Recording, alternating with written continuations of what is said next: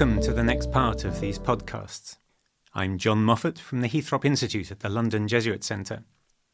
A second-hand word-of-mouth report from the 2nd century martyr Polycarp claims that Matthew's Gospel was written by Matthew the Apostle and translated from the Hebrew into Greek. So this report would identify the author as the apostle and former tax collector called Matthew in the Gospel itself, but Levi in Mark's Gospel. Now this is of course possible and reflects the early church's concern to establish the authenticity of Gospel texts by tracing their sources to identifiable eyewitnesses. However, this looks less plausible when we put the Gospel side by side with Mark and look closely at the texts. One thing we can notice is the very close relationship between Matthew and Mark throughout the Gospel, both in the choice of incidents to narrate and in the choice of words to narrate the incidents. This looks too close to be accidental and prompts the question, who came first? We've already seen that Augustine simply assumed that Matthew came first, but again, this looks less likely when we consider two things: the dramatic architecture of the two Gospels and the quality of language. There are many slight differences in language choices between Matthew's and Mark's Gospel, but in the case of Matthew, it is always in the direction of more elegant Greek. It seems more likely then that Matthew used Mark's Gospel or a Gospel like it and improved the Greek for the benefit of his audience, than that Mark used Matthew and deliberately made the Greek rougher, though that is not impossible. Then there is the structure. Matthew shares much of Mark's structure, moving from the baptism of Jesus through the miracles that reveal who he is, first in the Jewish, then in the Gentile territories, culminating in the moment where Peter recognizes Jesus as Messiah in the far north of the country. After that, as in Mark, we have the journey to Jerusalem, accompanied by prophecies of suffering and death. However, Matthew's Gospel constantly breaks up that taut, dramatic structure with large blocks of teaching material, the most famous of which is the Sermon on the Mount. Matthew seems less bothered about the drama and the action. It looks more as though he is exploiting what he believes to be a basically reliable, pre-existing biographical narrative. What he wants to do is situate a large amount of Jesus' teaching drawn from other sources in the context of that narrative. This is a second literary reason for thinking that Matthew's Gospel was written after Mark's. Matthew was using Mark for the basic story, but his major contribution was to fill out that story with additional teaching material, to give a richer account of the Christian way of life. Let's leave aside the question of who exactly wrote Matthew's Gospel in the form we have it. In the grand scheme of things, the important thing is the reliability of the tradition that provides the material, rather than whether the author was an eyewitness or not. From now on, we'll just call the author Matthew, because that's the name everyone uses. So what is Matthew trying to do that is different from Mark? One thing that we have already suggested is that he wants to downplay any tensions between Jewish and non-Jewish Christians hanging over from the recent past. More positively, he seems to want to demonstrate that Christianity genuinely belongs in the Jewish tradition. We see this in the way he tells the story of Jesus' birth, beginning with a genealogy all the way from Abraham to Joseph, son of David. We can notice an interesting contrast. Mark's Gospel begins, "The good news of Jesus, the Messiah, Son of God." But Matthew's begins with, "The book of the birth of Jesus, son of David, son of Abraham." Mark's language, possibly for non-Jewish Christians living in Rome or in Alexandria, is politically subversive. The Roman emperor is the only official Son of God in town. Matthew, however, is clearly more interested in establishing Jesus' credentials as Messiah, fully within the Jewish tradition. But he may also have a diplomatic reason for avoiding the politically charged language of Mark. At the time he was writing, Jewish communities across the empire were working hard to rehabilitate their image with the Roman authorities after the disastrous revolt of 66 to 70. Any hint of mutinous messianic language was worth avoiding. In the Branch 2 podcasts, we saw how Matthew's account of Jesus' birth is filled with resonances and prophetic themes which situate his birth as an integral part of the history of the people of Israel. But this prequel to the narrative inherited from Mark also provides an opportunity to shape distinctively the theological expectations of the reader before the full story of Jesus' ministry begins. Let's have a look at some of the way he nudges our thinking. In a dream, Joseph learns that the child's name is Jesus. Matthew explains the name not simply as God saves, but specifically as He will save his people from their sins. This taps into an existential theme, not just in Judaism, but in the wider ancient world. For many peoples, the guilt that came with wrongdoing came with a sense of a disruption of the relationship with God or the gods, and a fear of divine punishment. Ritual mechanisms managed by priests and prophets aimed to restore that relationship and free people both from guilt and from the fear of punishment. For Jews, many of the temple rituals provided a complex mechanism for that release. But we have also seen that at this time among the people, there was the deeper fear of a cosmic punishment for the whole people, indeed the whole world, because of their cumulative sins. We are given a vivid picture of this later in the Gospel, where we see people streaming to John the Baptist, fleeing the wrath that is to come. John's baptism ritual, which will be taken up in the Christian practice of baptism, is clearly felt to be an escape route from that divine wrath. So right from the outset, Matthew identifies the child as the one whose mission is to bring a definitive release from sin, and from all those fears, whether those arising from personal failure or those arising from the sense of impending cosmic judgment. The task has priestly overtones as much as royal ones. He is to repair the damaged relationship between the people and God. Nevertheless, there are important religious royal models as well, who appear in Matthew's genealogy right at the beginning.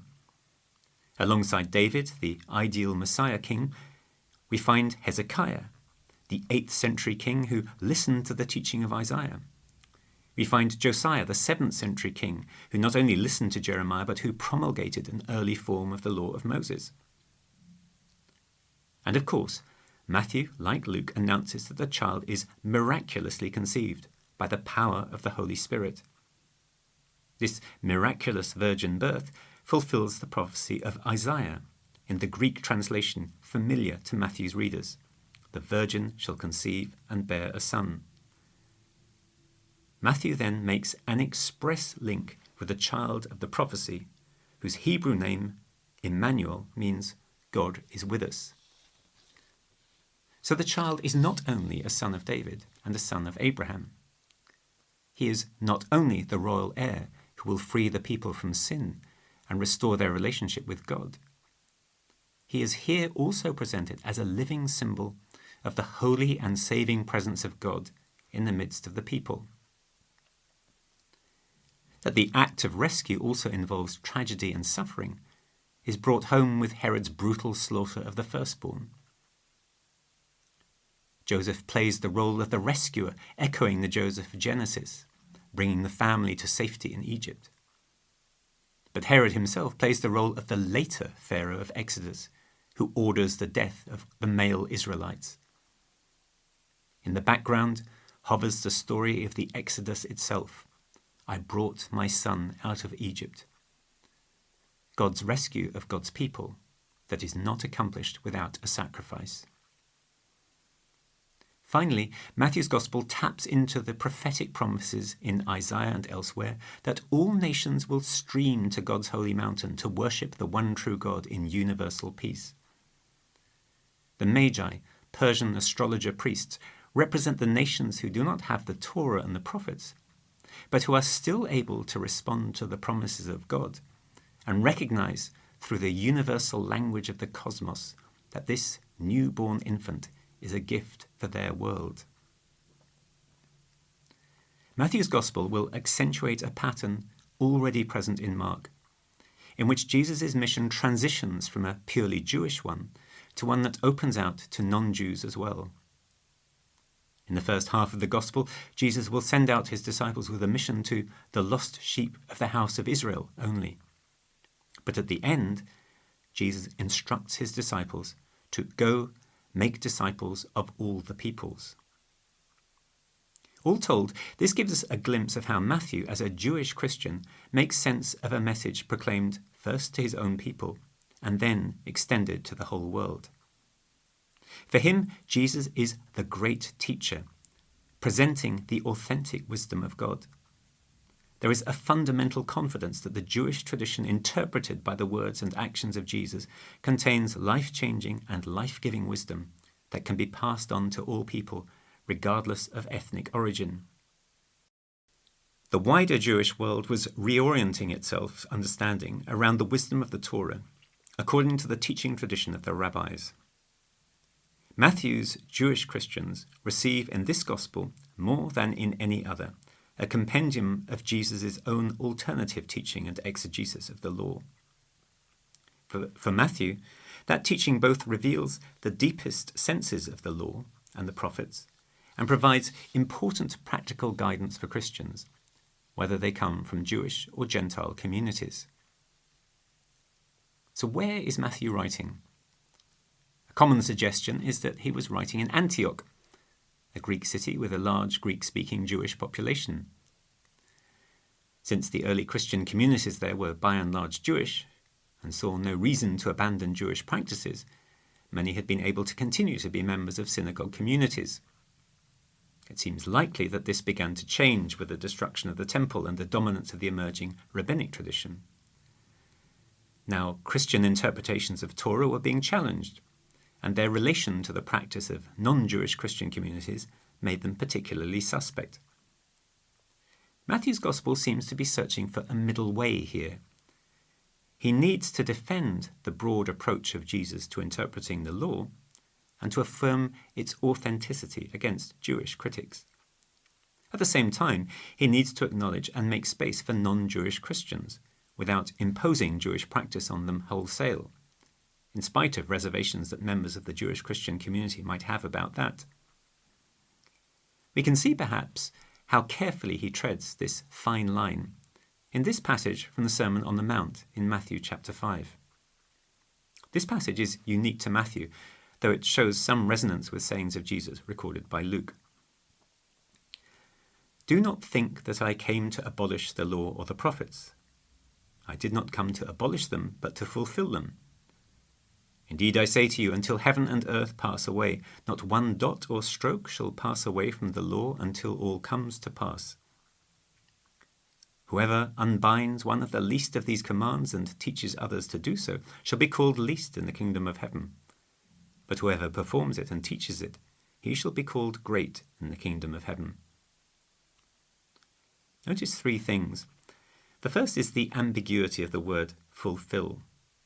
The second is the connection made between the end of the law and the end of the world. The third is absence of any outright condemnation of the one who unbinds one of the least of these commands. What does it mean to fulfill the law and the prophets?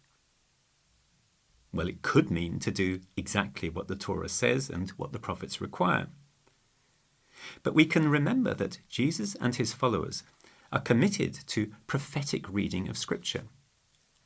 Christians claim that the law and the prophets is actually about Jesus, his life, death, and resurrection. For Jesus, and for Matthew's Jesus, fulfilling the law and the prophets is about the person and mission of Jesus fulfilling the deep prophetic meaning of the sacred texts. What about the end of the world? Let's look at that connection between the law and the order of the cosmos. At a deep level, in some theologies, the practice of the law, and particularly the temple rituals, takes on a cosmic significance.